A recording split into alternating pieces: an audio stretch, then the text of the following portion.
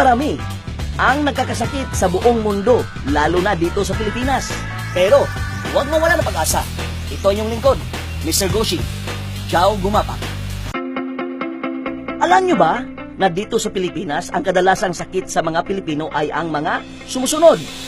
Sakit sa puso, high blood, pagkabara ng mga ugat dahil sa mataas na kolesterol, diabetes, sakit sa baga o TB, sakit sa kidney, hika, cancer, at marami pang iba. Tayong mga Pilipino, hindi talaga natin maiwasan ang tinatawag natin unhealthy lifestyle. Marami sa atin ang madalas na uminom ng alak, paninigarilyo, palaging kumakain ng mga junk foods, at matatabang pagkain. Kulang pa sa ehersisyo at sobrang stress dahil sa trabaho. Ang ating katawan ay may tinatawag na self-caring o pinagdagaling nito ang kanyang sarili. Kinakailangan lang nating kumain ng gusto ng mga masustansyang pagkain at regular nga pag-ehersisyo. Makakatulong din ang mga gamot na iniresita ng mga doktor, ngunit kadalasan ay hindi lang ito sobrang mahal, may mga side effect pa. Good news mga kaibigan, mayroon ng isang herbal medicine na makatutulong sa ating mga karamdaman. Ito ang Goshi Herbal Capsule. Ang Goshi Herbal Capsule, napaka-affordable.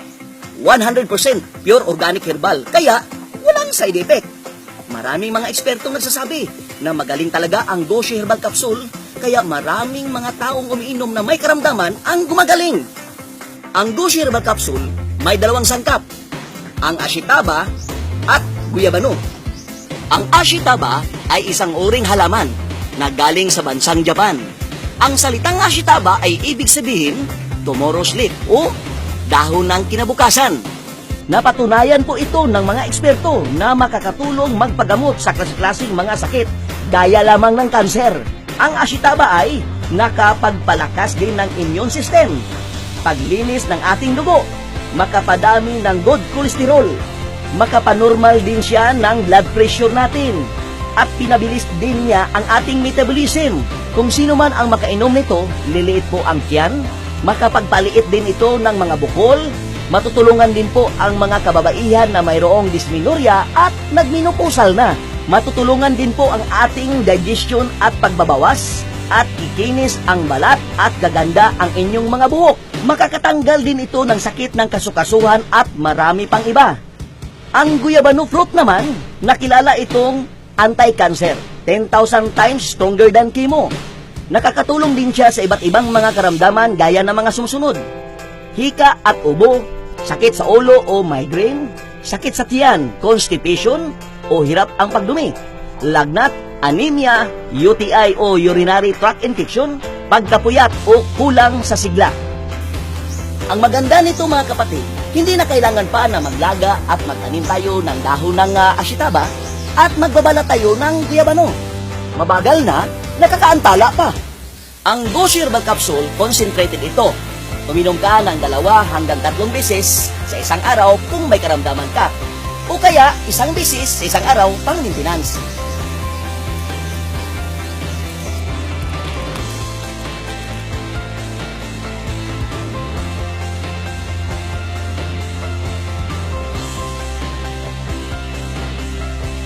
Marami na pong nagpapatunay sa bisa ng Goshi Herbal Capsule. Pakinggan po natin sila.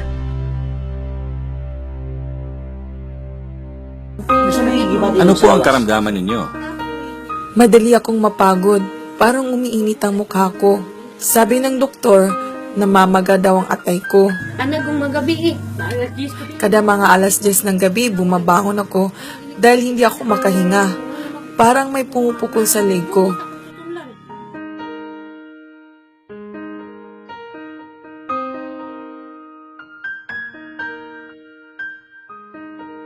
sus, pag ato sa doktor.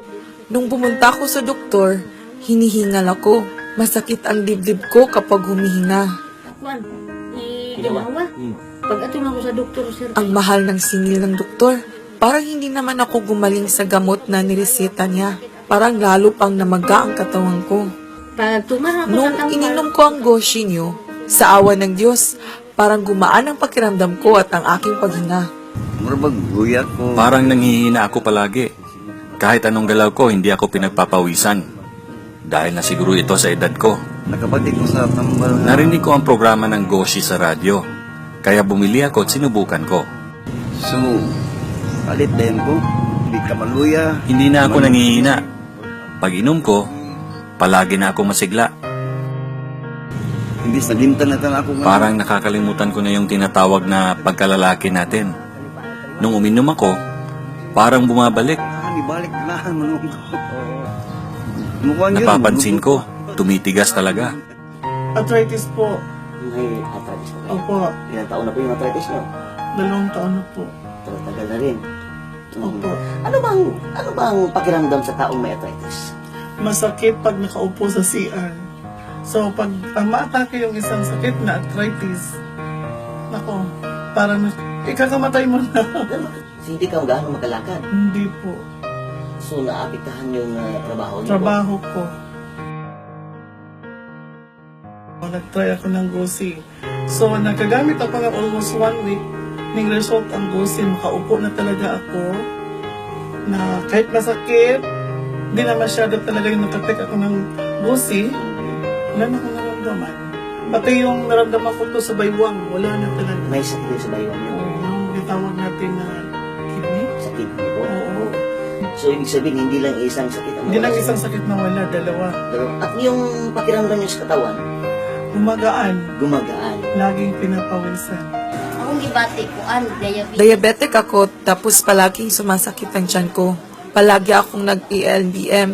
Pagkatapos kong maglaba, sumasakit agad ang katawan ko at nilalagnat ako. Mulawa silang tatlo.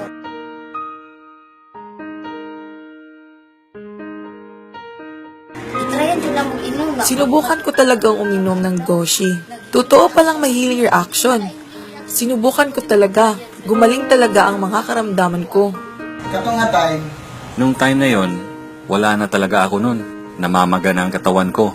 Komplikado na ang sakit ko dahil sa kidney. Diabetic pa ako at may gouty arthritis. Kahit underwear ko, hindi ko na kayang suotin. Kahit kutsara ko, hindi ko na mabuhat. Kaya sinusubuan na lang nila ako. Kutsara, kumita na ko nila. Pwede na ako magaw.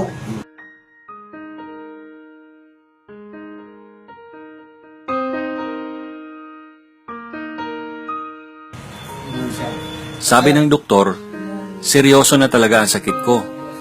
Nag-failure na ang 2 kidney ko.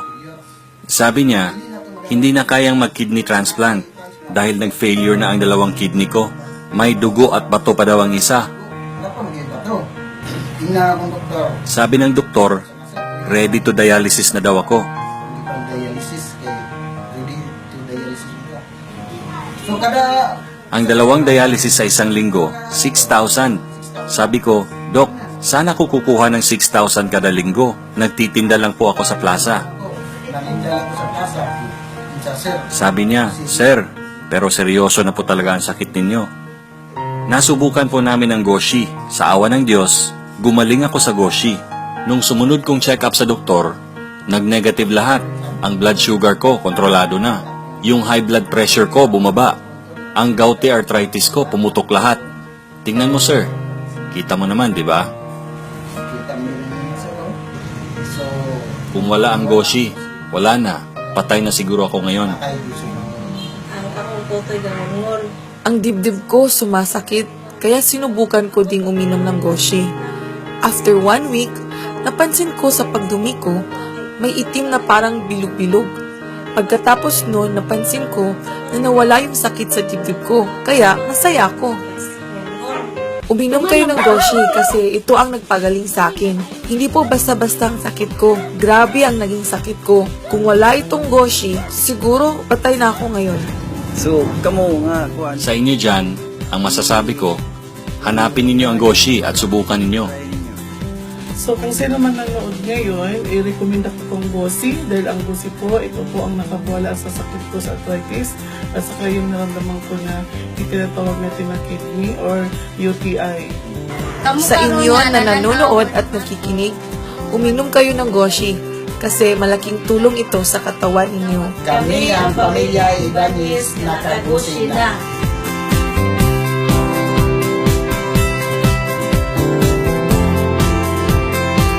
Maraming salamat po sa inyong panunood at pakikinig. Ito po ang inyong lingkod, Mr. Goshi.